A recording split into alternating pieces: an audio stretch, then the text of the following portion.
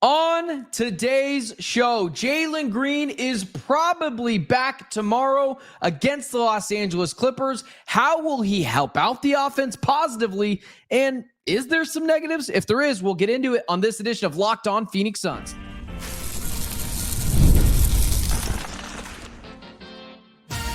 You are Locked On Suns, your daily Phoenix Suns podcast, part of the Locked On Podcast Network, your team every day. What is up? Welcome back into Locked On Phoenix Suns. My name is Benjamin Garcia, host of the Ben Garcia Show, Monday, Wednesdays, and Fridays at 7 a.m. on YouTube, as well as a credentialed Phoenix Suns media member covering your team here 365 days, as we do at the Locked On Podcast Network, your team every day. That just being the Phoenix Suns.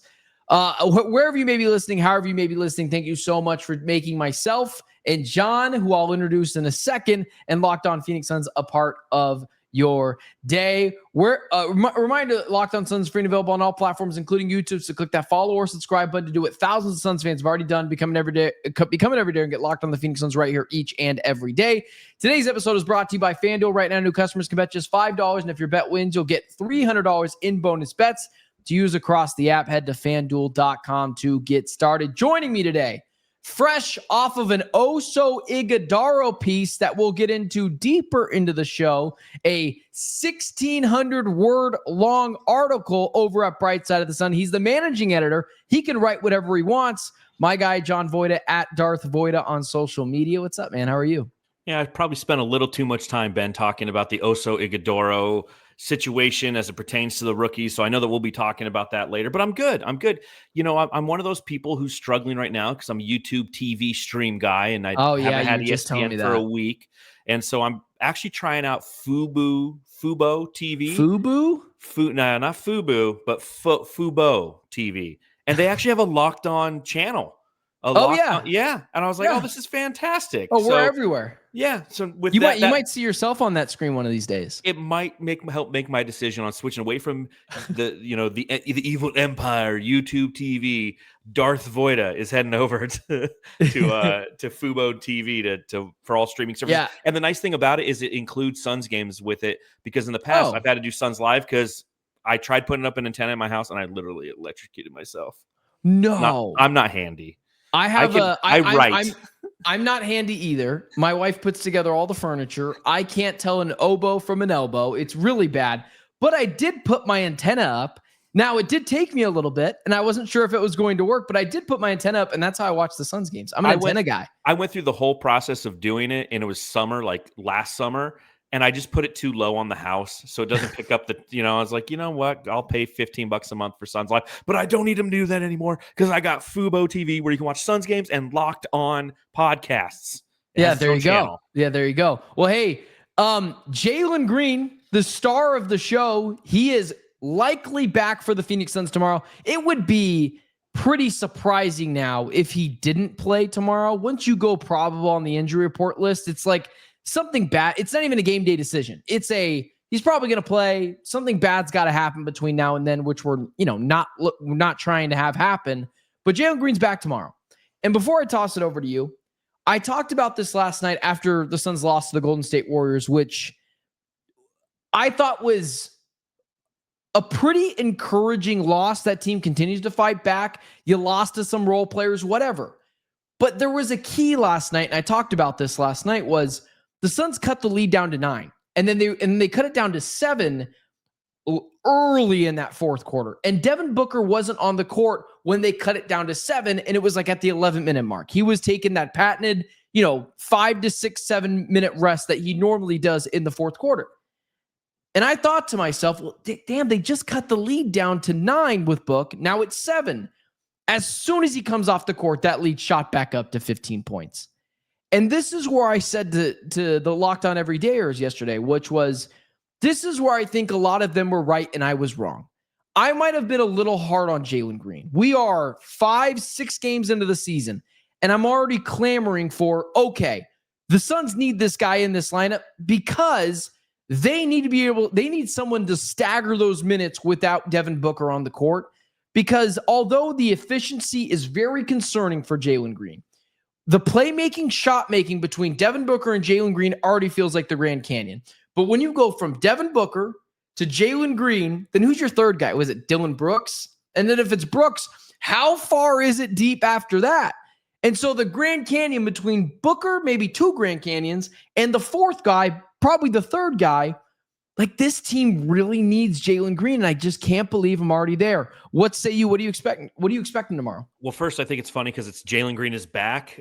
He was never here to go away and then come back. He's debuting finally. That is funny. And I agree, because the thing is, yes, he might not be hyper efficient, but he's still 20 plus points off the bench that didn't exist prior, right?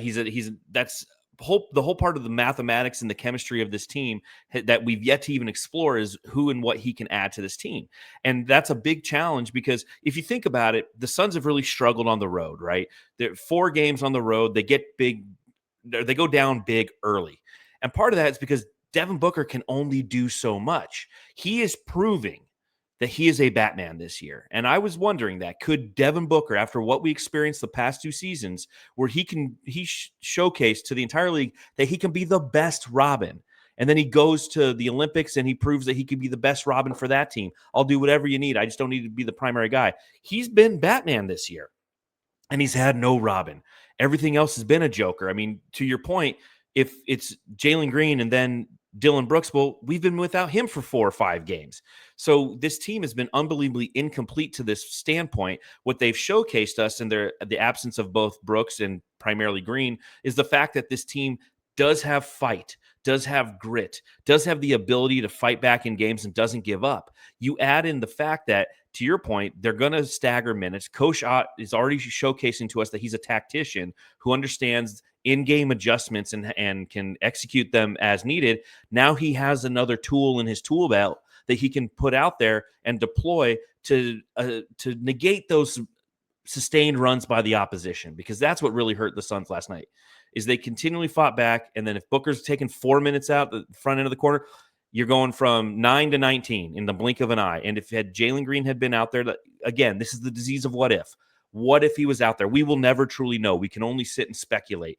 But the speculation that we have is founded on the fact that this is a player who consistently throughout his career has showcased, albeit inefficiently, is still somebody who is an elite scorer and can put pressure on the opposition. And we've been missing that. So I'm excited to see what it looks like finally to have Jalen Green out there on the court. My question to you, Ben. Yeah. Do you start him or do you bring him off the bench? Do you do what Jordan Ott did with Mark Williams in his first couple games where, hey, the guy didn't play the whole preseason. We're trying to get him back into game shape. I'm going to put a limits restriction on him, 20 to 25 minutes, and we're going to have him come off the bench to start the game because I'm going to need him in the most valuable minutes of the game, which is the end of the game. Do you start him or do you? No. You got to ease him into it. You got to ease him into it, especially if he already had that one setback. I know we had, some real insiders on social media telling us that he had a setback again. That was obviously proven to be not true by the big wigs in this sports media industry here in Phoenix. But he had that first setback, and that is a little concerning. Meaning, as soon as he stepped on the floor, kind of tweaked it. If he does that again, I mean, what are you looking at now? 2 months, and we've already had 6 games without him, 8 games without him. And to be fair, the Suns have, I think, 3 and 5 through 8 games is a fine place to be for this team. You kind of wish that maybe they won that first Utah game, or other things could have been a little more competitive. But for better or for worse, I like where they're at. I can't go another 2-month stretch without Jalen Green. I am already incredibly concerned what's going to happen when Devin Booker it's just an every year thing for him. Mm-hmm. He misses 5 to 6 games, sometimes 10, because of a hamstring injury. It happened in 2022. It happened last year. It just is a kind of a thing for him. It's not a terrible thing. It's just something tweaks up on him. He's got to go a week or 2 without him. I'm already concerned what's going to happen if that happens. But with Jalen Green, I can't go without him for a couple of months. Even if he's an inefficient player, I would still rather, and maybe he's not, maybe he gets better at it. I would rather him shooting the ball and getting to the rim than Jordan Goodwin. I mean, you and I will get into some of these rotations later, but you mentioned Jordan not being a tactician. Mm-hmm. he is going to have a lot of fun bringing Jalen Green back in the lineup. One of the reasons why I haven't killed Jordan Ott for some of his rotations is two things. One, it's early in the season. You're toying with things. I get it. Two, give it 25 games. We'll see where he's at then. Two, he's literally not playing with a full deck. He's out two of his top 4 players, 2 of his top 3 players. And that makes things really tough. So yeah, I think it's pretty clear. You got to bring him off the bench. Don't start him 21 minutes tomorrow night. And that might even be a little much. Yeah, just because he already had one setback. Completely agree. And you saw the blueprint with Mark Williams, as I mentioned before. And I think it's the right way to approach this. It's tough for a fan base who's itching to see him finally play, to practice patience in this situation, but it's the right way. And in all honesty, Ott probably could have brought him back earlier. It sounds like he's been doing 5-on-5s for about a week now, but he is tempering him because he's seen the big picture. He's seen the long story that lies before us in 74 games to go, and it doesn't benefit the team to just go out there and have him get hurt again. And he, probably more than anybody, Jordan Ott wants to play with that full deck, so he's going to do everything he can to put himself in a position to have that deck ready to play with. Now, obviously, Dylan Brooks continues to be out, so we're still not there yet, but he is getting a key piece back, and obviously the guy who's paid the second most money on the team returns. It's something that you have to be looking forward to and excited for tomorrow night at home against the Clippers. Yeah, you and I will both be there. You better be. Yeah. Let's go over to the Devin Booker side of things. We'll look at his performance, but I do want to touch on what this means for Devin Booker with Jalen Green's return, and we'll do that next. Today's show is brought to you by the lovely folks over at Gusto.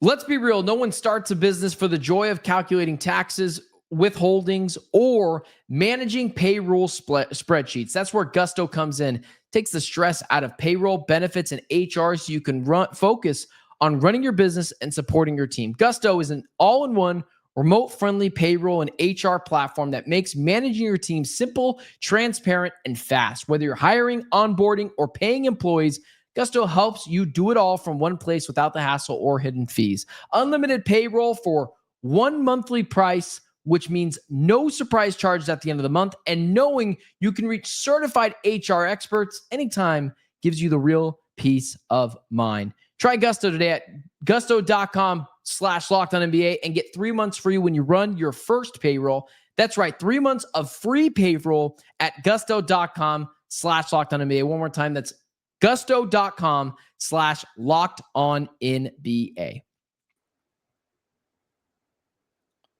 So we would both agree that, now I don't think that the Devin Booker, criticisms were, I don't think that they were too crazy.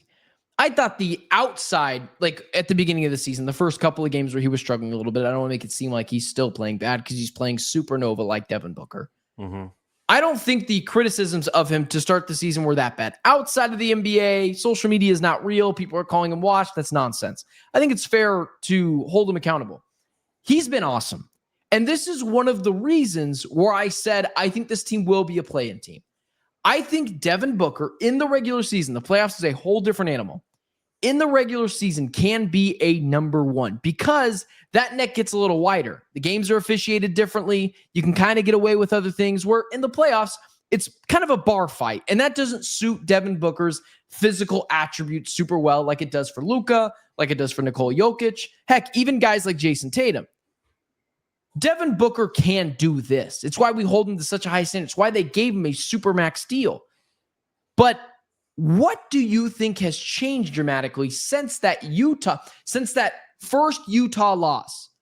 What has changed for Devin Booker? Because since then, his numbers are through the bleeping roof. It's pretty simple in my opinion, Ben. It's comfortability.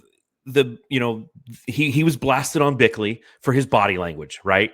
That was a big challenge with Devin Booker. What did you think of that? I thought it was, I wrote a piece in response to it and said it was kind of bogus. I just want to say, just really quickly, when you do this, because I want to protect you too, I'm assuming you're not going after the person. You can say you are if you want to.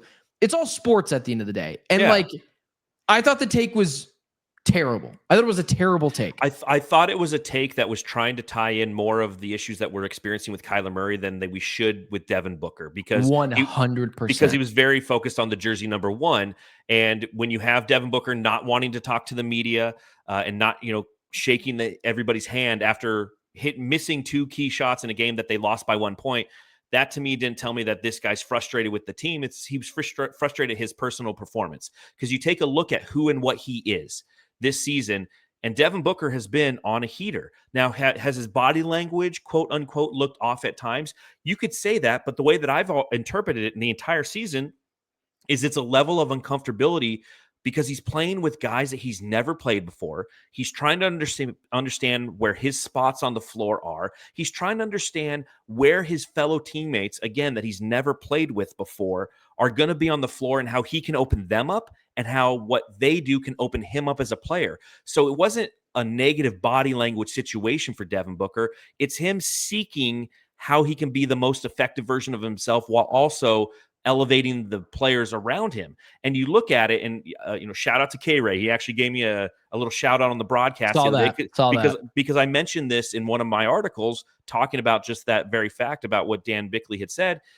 To that point, Devin Booker had played as a part of 56 different lineups through 6 games. 56 different lineups, Ben. Right now, it's 2 games after that, it's 60 lineups. So what it's showcasing is there's some stabilization that's occurring. There's some familiarity with these lineups that are occurring. And because of that, Devin Booker knows how to elevate his teammates, but primarily he knows how and where he can get his spots on the floor. He can rise up and he can execute. Another part, as you mentioned, it was that Jazz game, right? Game 4 of the season. The first 3 games, 1 was an amazing comeback, and 2 were against 2 of the best teams in the NBA.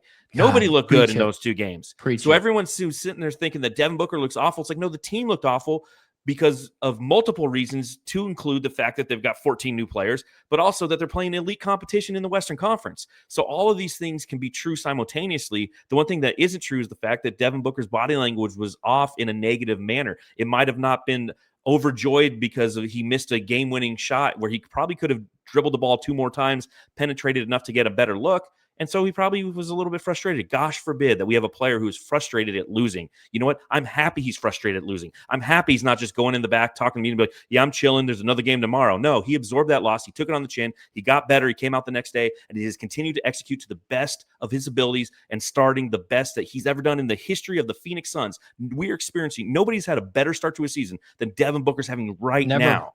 Never. Statistically, easily. So I'm enjoying what I'm seeing from Devin Booker. I'm again, everything you said at the front end is true. When it gets to the playoffs, it's a completely different game. But during the regular season, when we need him the most right now, when we're down 2 of our 5 starters, he's elevating, he's executing, and he's reminding us why he is our Batman, why he is our alpha, and why he is eventually going to get paid $75 million a year for his services, because he is the franchise, he is the chosen son. Yeah, I'm more of a Spider-Man guy, but we can go the Batman route if you want. Spider-Man doesn't have a sidekick. Yeah, I don't know. Like Bickley, I've talked to him a couple of times. I'm not really. I got no issue with Bickley. And I know, we're not going after the guy Bickley. I will go after people. I've got no reason to go after Bickley. I thought it was a terrible take. I didn't even understand it. I think it might have been some of the Kyler Murray stuff that's on the Arizona Cardinals side that, we obviously won't get into. But I thought it was crazy. I thought kind of the same thing you did. Like a little bit but I said to people, I think the difference was, because I came off pretty harsh, was I just expect more from the Supermax player. And I told people after games in the arena, figure it out. I don't care. You make $75 million a year. Not yet, but eventually. He will. He will, right? And so I was just like, figure it out. And you know what he did?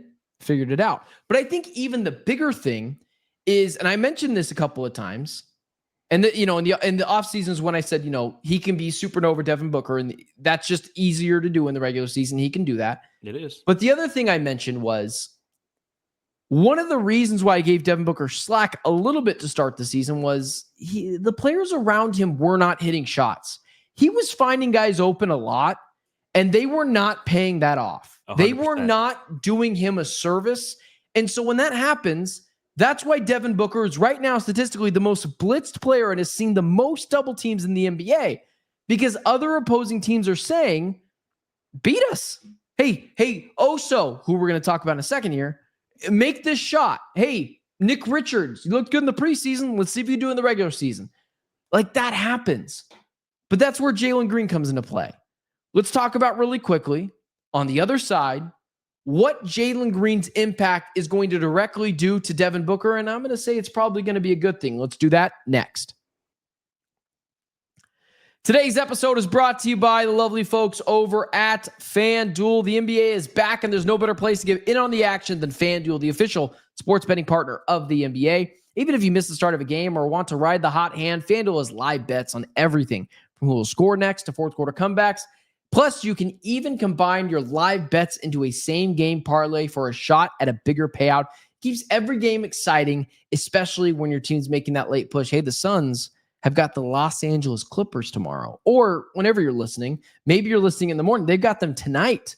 And listen, you want to go a little Bradley Beal revenge action? Maybe you just take the Suns on the money line. And right now, FanDuel is giving new customers $300 in bonus bets when your first $5 bet wins. So head to FanDuel.com to sign up and play your game with FanDuel, the official sports betting partner of the NBA.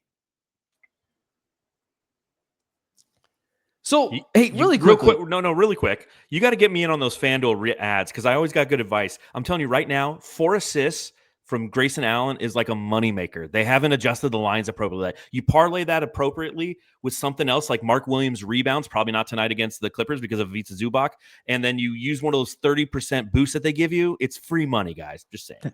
I'm not a financial advisor. It's not free money. It's not free money. But it is. You feel good about it. Isn't that right, John? You feel good about it. Yes, sir.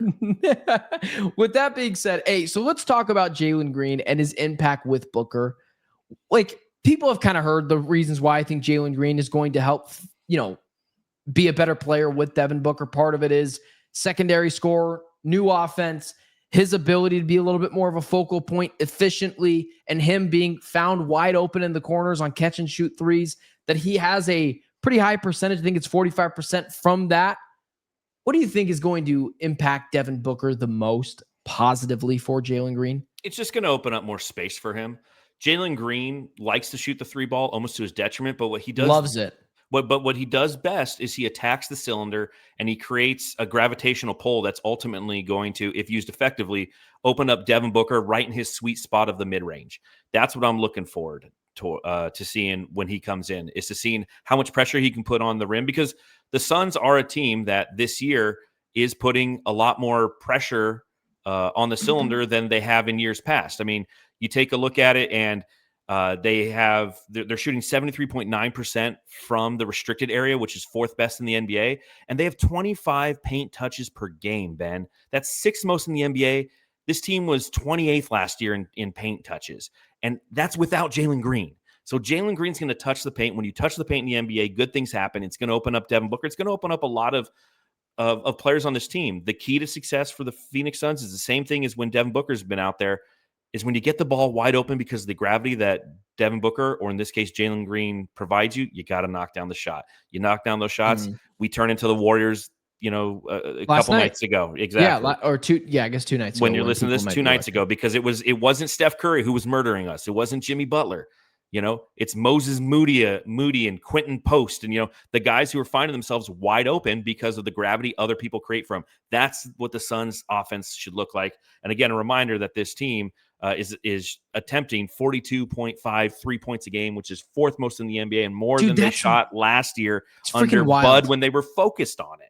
Well, it's because they were playing random, and you just didn't embrace the randomness of the offense. Yeah, it wasn't random enough, apparently. Well, it was also a team predicated on guys who thrive in the mid-range, and they didn't touch the paint.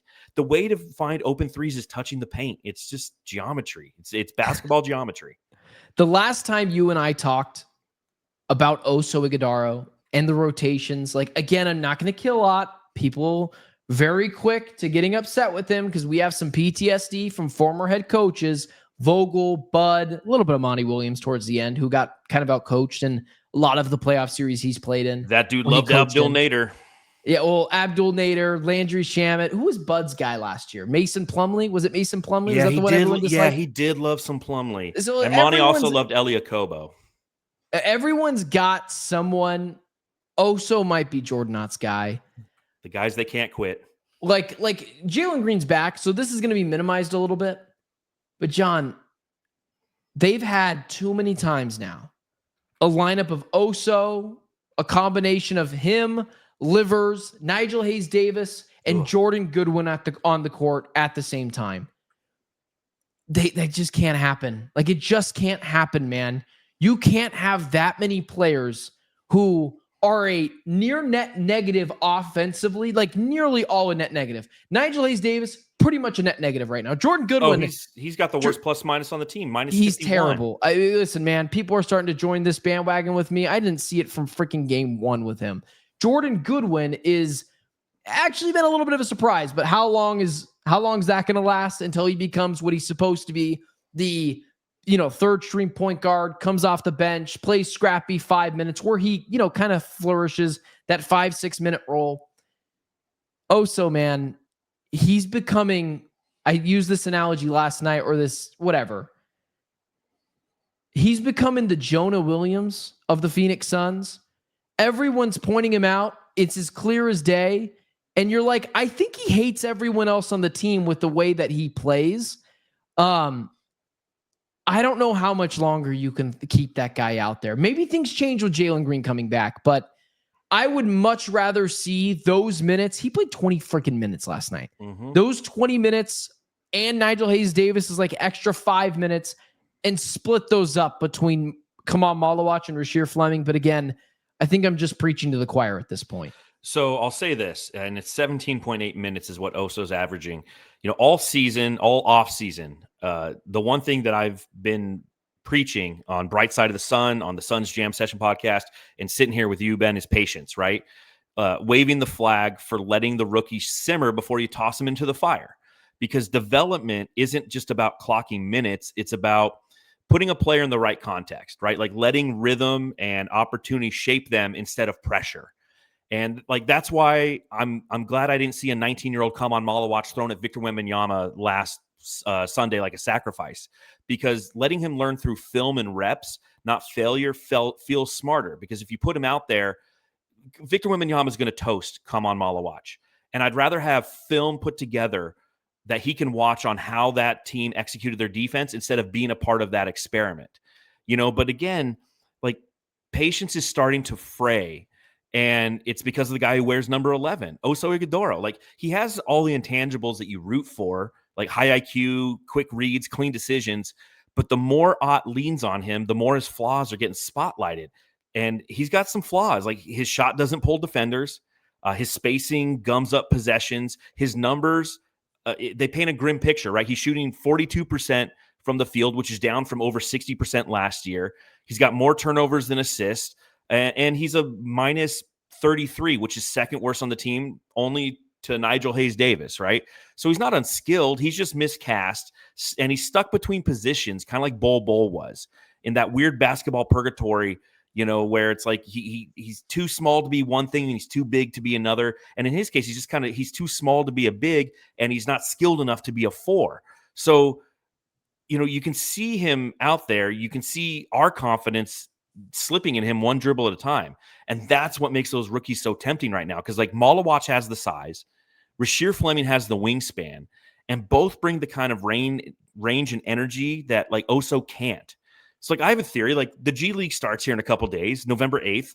And maybe that's the pivot point. Maybe that's the moment that Jordan Ott and the Suns can finally experiment without consequence. Maybe Oso heads to Tempe to recalibrate, and maybe the kids, they get their first crack at real minutes. But either way, the slow burn can't last forever. You feel something shifting underneath the surface, and I feel like it's just a matter of time before we do start to see that insertion of Kaman Malawatch. We do see that insertion of Rasheer Fleming, because Oso's your sophomore player. You want to give him an opportunity to see what he has, and what we're seeing, as kind of based on the statistics that I've stated, is not something that's productive or beneficial to the team. Here's what. It feels like Suns fans and everydayers are going to be able to say the next words out of my mouth, because I've done the same segment a million times, but I have to after games. forget the, Oso Ighodaro conversation. Look at the team. What does he do well that the lineup or the rotation as a whole doesn't already have? He's a fine passer. He's actually a pretty good passer. But he's a worse passer this year than he was last year, right? Exactly, man. And my point is, like, with Rasheer Fleming, I don't know if he can do this, but he's got the potential to be one of the best two-way players in the NBA. You know what you cannot have too much of? 6'9" forwards with a 7'3" wingspan 7'5". and just see what they can do. There you go. And come on, Malawatch. What is he at? I don't know. Potential to be one of the best rim defenders in the league. And with the athleticism that I think rivals Jalen Green around the rim. So, listen, I know you're saying... to play as devil advocate, the reason why, to this point, you can talk yourself into not playing these guys is, and this is for all Suns fans who are like, 22 and under. You might not remember Marquise Chris or Alex Len or Dragon Bender, the guys who we threw out there right off the bat, gave him a ton of minutes. But the challenge is they didn't have an opportunity to develop properly. And again, to develop properly, you need to be a part of the team, understand the atmosphere, but at the same time, you're not the one out there making mistakes. The mistakes are occurring by some of the veteran guys. You sit and practice, you review the sets, you go, see what he did right here, see what he did right here. All right, let's practice that. See what he did wrong. Don't make that mistake. Instead of having them make the mistakes, because confidence in a sport like the NBA is a fickle thing. And if you bruise these guys' confidence too early in their career, you could spoil them. So that's why I continue to kind of wave that flag of patience, knowing that it will come. On this team that doesn't have aspirations to be a playoff team, a play-in team is kind of the top-end ceiling for this team. We will see them. But I'm right there with Suns fans. Again, I wrote a 1,600-word piece on Brightside about my frustration with Oso and trying to understand the situation in its totality, because it is frustrating to see Oso, what he does, what he doesn't do. And then you look at the bench and you go, well, there's two guys who do exactly what he could do. Glue them together for 17.8 minutes and let's go, baby. You also said the thing that I've been saying on social media for a little bit now. You said, maybe they send Oso to the G League. I would have used the word banish because I have already banished Jonah Williams to Alcatraz, a lifetime sentence for his sins at the right tackle position. Oso Ighodaro is being charged with his sins on the offensive side of the ball. He might be proven innocent, but he's this close to going to Alcatraz too. That jump shot, man. His jump shot looks like a gag reflex. Like that's basketball. You know what I related it to? So I'm an avid hooper. I'm literally playing basketball right after this. I am never the best player on the court. I'm usually not the worst player on the court. I'm somewhere in the middle. But there are times in the mornings when I go play that I will go to the gym and I am playing with guys who are all severely better than me. And thankfully, they're all on my team. But then I play basketball the same way Oso does, which is try to play aggressive, grab a board, try to make a nice pass. Set a screen. If I get the ball in my hand, get it to someone else, and then get the hell out of the way. And when you do have the ball in the paint, you're shocked that you have an opportunity to shoot it, so you just kind of barf a shot up there instead of a nice and you're like, shot. That happened to me yesterday. I was hooping yesterday. Everyone on my team was better than me. But I had a clear path to the basket, and I go up for this layup, and this dude, I swear to you, 6'5", comes up to swat my ish to another dimension, and I got it up there just in the nick of time. And my teammate goes, "Oh, nice shot, bro." And I'm like, "Yeah." it was almost very embarrassing. That's how Oso's been playing basketball recently. Like, he knows he's the worst player on the team offensively, and he's like, "I'm going to get the hell out of the way and make a good pass." That's all I'm trying to do. Just try not to be a net negative, but that doesn't really work in the NBA. But with that being said, for my guy, John Voita, at Darth Voita on social media, managing editor of Bright Side of the Sun, for myself, Benjamin Garcia. We're both going to be at the game tomorrow. So maybe we'll, depending where the Suns media wants to sit us, maybe we're right next to each other. And then we'll just chat it up. talk about all things NBA, and we'll just bring it right back to you guys whenever whenever you and I reconvene again. We'll just record us doing that for 2 hours and then just post that as the pod. It sounds like a plan. For John Voita, for myself, Benjamin Garcia, for everyone tuning into the show, it's been Locked On Phoenix Suns, and I will talk to you guys post game tomorrow. You think the Suns beat the Clippers? Just really quickly. No. You're the worst. Well, you're the worst. They're too talented. You're the worst. You're the worst. No. You're the worst. The Suns. No, the Pelicans are the worst. We'll beat them on Monday. Talk to you guys later. Can you imagine if there's a Bradley Beal revenge game? Come on. Real deal Bradley Beal. 5 points.